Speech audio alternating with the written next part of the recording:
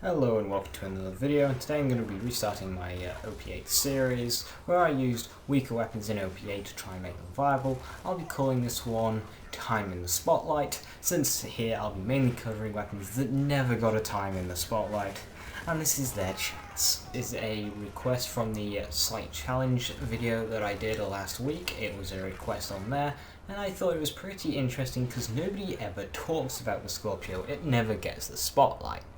Now, some weapons in this game are just so bad people like to make fun of them. Cough cough landscaper. But the Scorpio, it isn't so bad that it gets made fun of because it can actually kill things in normal mode. However, as we can see here in OP8, it does tend to struggle. So what is the Scorpio? The Scorpio is a unique blue rarity assault rifle that is manufactured by Dahl. It is obtained for completing the mission Bearer of the Bad News, which is located in Sanctuary, and it's all about, it's Roland's gun. A couple of special weapon effects. It has some flavor text on it. Say not in grief, he is no more, but live in thankfulness that he was. It has a variable burst fire count when zoomed, a variable fire rate when not zoomed, and increased rate of fire and accuracy with reduced recoil above other blue Dahl assault rifles.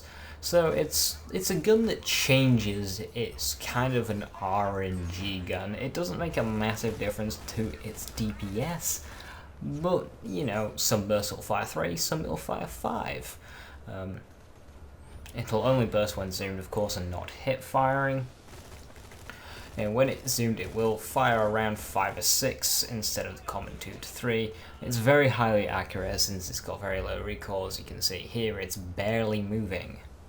The parts I would recommend on this weapon is the sight of your choice, and the Dahl grip, and the Dahl stock, going full Dahl on this thing, just because it's all around the best. The Dahl stock is one of the best ones to have, and Dahl grip just to match the manufacturer. The Scorpio can come in any element: incendiary, shock, corrosive, slag, or normal. And that pretty much sums it up. Overall, in normal mode, this gun is a very fun gun to use and can, it's viable enough. In True Vault Hunter mode, it does start to drop off a little bit, and in Vault Hunter mode, it really does drop off, and you really need to pair it with your character's action skill to get the most of it. So here on to Badmore, I give it a little bit of a DPS test to see how quickly it can melt this boss, and melt is not the word I'd use.